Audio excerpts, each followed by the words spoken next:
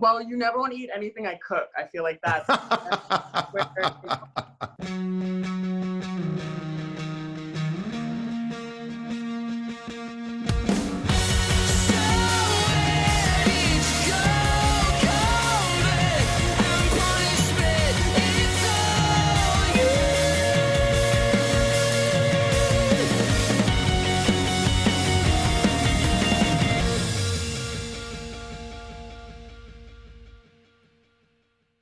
Hey everybody, welcome back to another episode of EventSpeak with me, Big John, CEO of Beyond Experiential. We are an interview show that lives on the EventSpeak network. That is that social media platform / network visual resource directory that you all know and love, where we are uniting the entire event industry ecosystem. In these uncertain times, never before has it been more important to create solidarity through dialogue. We've been talking with a lot of different folks that come from just about every aspect of the event industry. Today's guest is a very special guest, as we've actually worked with her before. As you guys all know, Beyond and Evolve produced a big project for Amazon Prime, their film Aeronauts at the end of last year. That featured an array of different performers set at the turn of the century at the World's Fair, that included having an aerialist that would fly through the air off this mammoth balloon. That was literally the name of the balloon, this giant hot air balloon. And that is how I met Montana.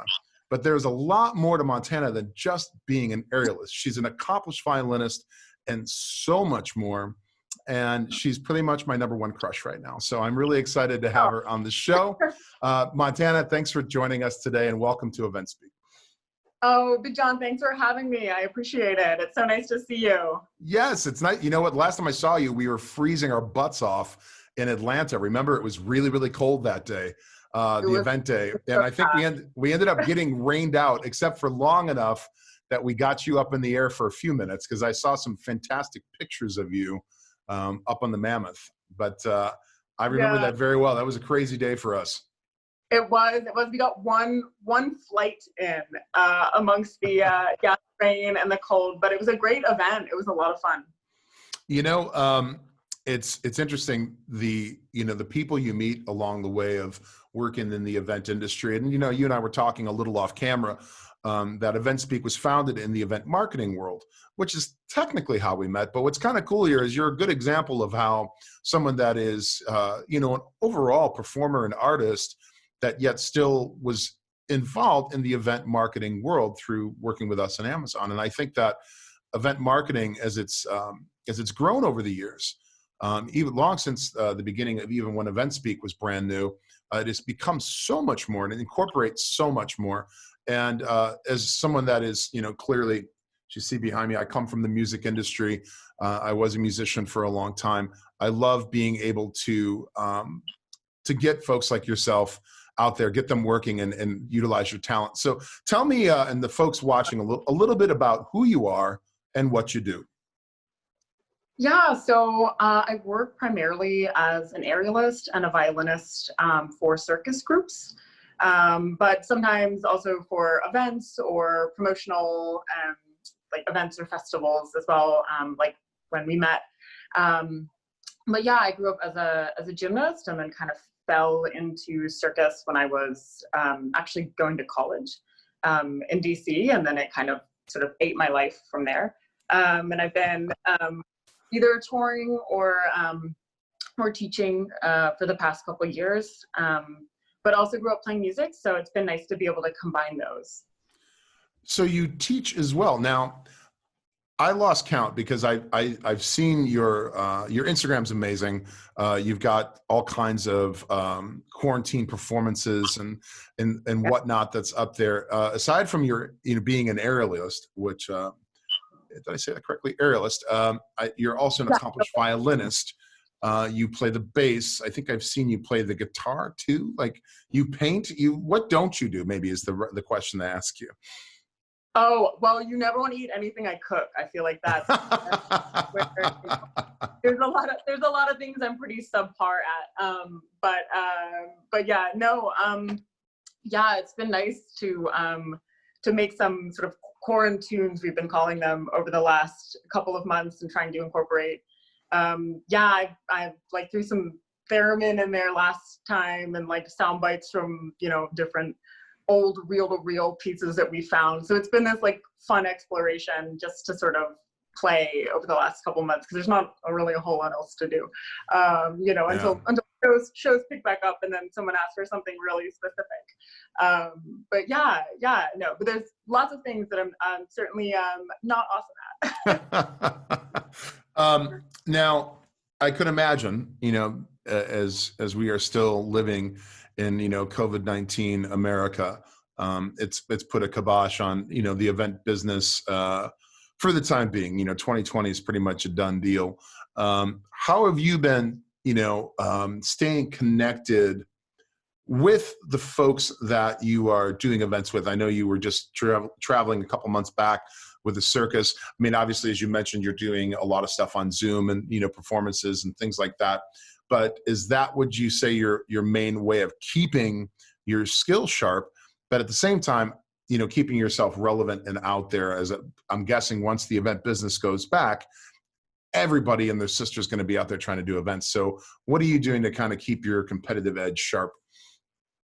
Yeah, no, that's a great question. I think it's kind of challenging myself to produce something weekly or as close to weekly as I can. And so it's been either writing something or doing a little cover song, keeping it to a minute, and then creating a video to go with that. And sort of putting that out there just like on my Instagram, each week. But kind of giving myself a certain time limit has been really helpful. And also collaborating with other artists, even if, they're across the country and we can't see each other, to either write the other half of the song or be part of the video, like has been a good source of inspiration for sure. And communication, keeping in touch. It's been a nice excuse to be like, calling someone up and involve them in some way. But yeah. And it's also, as we were talking a little bit before we got on camera, with technology these days, like it's amazing what we can accomplish. There's so much that's going on now with everybody's pushing digital, right? And especially you're hearing these drive-in concerts are, the advent of the drive-in concert. What are your thoughts on, the digital event? I mean, you're obviously taking away the energy of performing in front of a live audience, but do you find that there's advantages or silver linings to performing in a virtual capacity? Yeah, I think that there are certainly, many things that all of us miss, but I do find it kind of remarkable, the resilience and the sort of ingenuity behind a lot of the shows that I'm seeing online. Like finding ways to make stuff work in like smaller spaces or, without a certain technician of some kind, like trying to make it all work. And you end up seeing shows that you wouldn't otherwise see. I had a friend performing in Vegas recently, and so I got to like see her live, where I think otherwise I maybe would have just seen photos, after the show. I wasn't, I'm not in Vegas, so that's nice. I think it's a great thing for right now, and certainly has a place. But I'm sure you feel the same way. Like I'm going to be really thrilled to be back in a theater or a stadium, and like feel the energy of a crowd being there live, and working 100%. with others live. Yeah, 100%. So I think we're all kind of waiting. Yes, I think we're all in the same boat, really. I mean, it's safe to say that, from the event marketing world, experiential brand marketing, to, festivals and concerts, circuses, what have you, we're definitely on the far back end of the reopening, and for the better. It's obviously for everyone's interest and safety, and from the promoters and the producers of these events, nobody wants to be the first, because I could tell you that behind the scenes, everyone is talking, everyone's looking at their spend for the rest of 2020 and trying to figure out what the hell to do, because it's like, can we find a capacity to execute a safe event, but at the same time still be able to get back to what we do? And I think it's going to take someone or some company to come out and do something where it's a success and it's safe, and we don't see a huge spike in cases and numbers, that we'll see more people follow in suit. But I think the benefit is that when we get into next year's event world season, whatever you want to call it, and once we have a vaccine and it's widely distributed, it is probably going to be like the biggest year of events we've ever seen. It's going to be, especially I would think for a performer standpoint, like it's going to be really exciting because you're going to be performing in front of the most eager audiences that we probably have seen in a long time. There's so many people waiting to get back out there and do it. So let me ask you this: of everything that you do, what would you say is your main thing? Like, what is your passion that also relates to, what puts food on the table, kind of a thing? Yeah. That's a really hard question to answer, only because I feel like it is certainly quite evenly split between being in the air and performing in that capacity, and then either writing music for or performing music for shows. And so I feel like it's kind of 50-50, which I'm sorry is a cop-out answer, but no, not at all. But 50-50 is a great equation. I mean, it could be worse. But yeah, for the most part, it's really a combination of those two things, and with each of those, both performing and then teaching when I'm not on tour, which is really nice and also a really fun, different experience. So, but yeah, definitely missing doing both of those live. Like even teaching online, I've enjoyed it and I really like, but it's just not quite the same to like be there and be able to like high five a student or like teach a workshop and like someone will like tell a joke or and so it's not quite exactly the same. But yeah, it's definitely split between music and aerial arts. Yeah. Which came first? The chicken or the egg? Were you doing aerial arts first? Were you doing music first? Like, how did the evolution of your creative outlet kind of come together? Yeah, no, it's a great question. I mean, I started playing music when I was a kiddo, so it's been about 20 years of music, but only probably about 6 or so of aerial arts. And so definitely a big difference in the start time there, but I found in the world of circus that there was kind of this niche for someone that, or I guess shows that were looking for someone that could do both. And so I didn't start playing music in shows until a couple of years ago, like in circus shows. So that was kind of this interesting discovery where I was like trying to market myself as an aerialist, and like there's not a ton of us, but there are quite a few of us, and so there's only so many spots to be filled. But if you have another skill that's maybe a little bit different and useful for another act, that's when I really found that was going to be a marketing sort of position for me. For sure. Yeah. That's your competitive advantage. That's what that is. Yeah. I mean, but it's really fun to get to play in shows too. Like you get to work with people that you maybe wouldn't otherwise get to work with, like play for acts that you've never seen before. But I think really the next step of that evolution for me is, it's moving very slowly right now, as everything is, but taking the instrument into the air. I'm having an apparatus built right now to be able to perform. So I'm really excited about it. It's a sort of giant moon, and so the moment I have it in my hands, I will send you a photo. But it's being produced right now, so I'm thrilled. I'm excited to be able to have that as another angle. So yeah, it's definitely two different sort of parts that have been melded together, which has been fun. That's really, I follow you on your Instagram, and we work with a lot of different folks, and we met you through our friends at Posh Productions. We actually had Sierra on the show before. Oh, I love that. Yeah. Sierra and I go back a long time. She's a very dear friend, and Posh is the best when it comes down to well, what they do. So it's great that, and I always, I have a level of expectation of the people they bring, because Posh always delivers the best of the best. So I wasn't surprised to see what you were doing as an aerialist, but like every time I feel like I tune in to see what you're up to, you've got something else going on that you've added to your repertoire. I'm like, what, man, this girl, like, you're like a chameleon. Instead of changing colors, you're just changing different ways of expressing yourself through art. That's just amazing. And now you're going to be doing something custom you're going to play your music. You're going to play violin in the air, is what you're telling me. Yeah.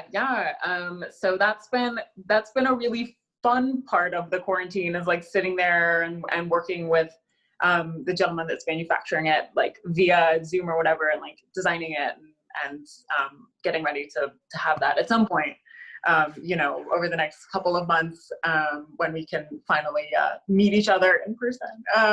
But yeah, it's fun. It's fun to be able to sort of add things to the arsenal when I can. But yes, absolutely. And as someone that, I have 20 years in the music industry, and I'm still managing state to state, and coming from the brand marketing world, and being someone that hires a lot of people, I can tell you that the best advice I would give someone like yourself is to continue on the road that you're on. Like, what develops the competitive advantage is not just the talent that goes with a specific skill, but when you are diversified like you are, and you're a pleasure to work with, you're a professional, and that's so important. You'd be surprised how many artists sometimes start to believe their own hype, so to speak. And it's something where I feel like the more that you're able to offer in like a one-stop shop, the more that makes you hireable. You know what I mean? And that's really, and you do it in creative ways, which is really kind of pretty awesome. So now I'm curious, now that we talked about, what you do and your life as an aerialist and as a violinist and as a musician, what does Montana do when she's not doing all those things? Like, what else? What's the passion or the hobby or the something that isn't being filmed that is, well, clear it's not cooking, as you made that clear. So no. What is it for you that you like to do maybe in your spare time? What is the passion? What is the hobby? Yeah. I mean, I think when I am traveling for work, it's really just exploring like whatever culture I'm in. I found that super rewarding. Like when I've had the opportunity to go to other countries, to like be able to sit down and eat someone else's cooking, and explore, explore a new city. And then when it comes to home time, it is, I would say, man, that's a good question. Yes. I feel like I get sucked into things, like into sort of a black hole, especially with music. Like, I think if I have a moment to sit down, I'll either want to be like stretching, or I'll want to be, working out on one angle, or I'll be playing music. But otherwise, Pets, perhaps? Cats, dogs? Yeah, I was gonna say we have 3 cats. Only one of them has hair. So two Sphinx cats are good companions for sitting and hanging out. So taking care of them, I would say, is a good. What are their names? It's Casey and Dolly. Casey and Dolly. Yes. Those are the Sphinx cats? Those are the Sphinx cats. Yeah, and then Maggie is the third. She has hair. She has hair. She's kind of the outsider. She kind of hangs out by herself, and the other two just sort of live in their own Sphinx world. But they're great comedic relief. We go I'm for sure walks. they are. Yeah, it's good. So, I relate to that. I do. Yeah, I know your cats are beautiful. Oh, thank you. Thank you. You can't see him now, but this hand over here is petting Linus, because as I showed you before we started, I have an extra chair for you folks watching at home, because they raise a bit of ruckus when I'm not paying attention to them, because they're twins, so when they're not entertaining each other, then they need me to entertain them. But yes, exactly. But I think it's something I really am a big advocate for, and I tell people, adopt, rescue cats and dogs and save a life and enrich your own. I was talked into being a cat dad by my former roommate, and fell in love with that little kitty that's now lives with her mom that's up in Washington, Aurora. And I adopted Linus and Lucy. It's actually about a year ago in a few days. Happy anniversary, catversary or whatever. But yeah, it's amazing. I heard the Sphinx cats are they have great personalities. Like, they're very loving cats, and they're like completely hypoallergenic, right? Because they don't have any hair.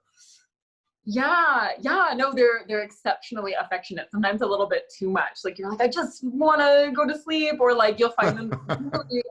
They like to, if you leave any instrument out, they'll like want to go and explore it and like sit on it. So that's kind of a little bit of a, I'm like, no. So it's taken some practice to sort of keep them calm and satiated with love. But yeah, I highly recommend. And then Maggie is a rescue. She's a cute little scrappy, wonderful gray kitty cat. But yeah. That is wonderful. Well, we're gonna have to trade cat pics at some point, because that's pretty much what I find myself doing these days. I had we had a little like a Zoom birthday stream over the weekend. This was my birthday on Saturday. Oh my gosh. Not at all. It's fine. Thank you. But it was really funny is that at one point, everybody on the Zoom call, we all had our cats. We're like, oh, the cat. It turned into like the cat show. So anyways. So great cameos and video. Like, they'll sort of show up. Like, it happens when I'm teaching. Like, they'll just sort of jump, near. I'm like, oh, where did you even come from? Like, how did you know I was calling somebody? That's great. That sounds like a perfect birthday Zoom. The best entertainment for us, and for you as an entertainer, you get entertained by your animals. But Montana, thank you so much for taking the time to talk with us today. And people can find you on your Instagram. What is your Instagram account?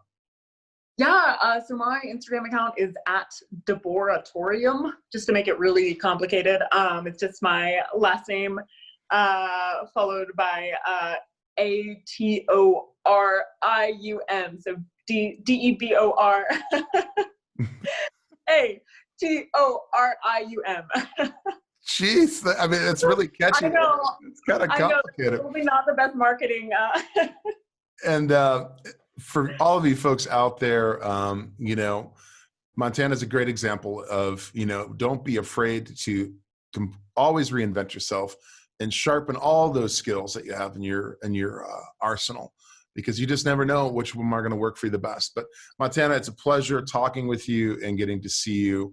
And of course, everybody here at EventSpeak and myself wishing you the very best. You're always welcome to come back. That's Montana Debor, everybody.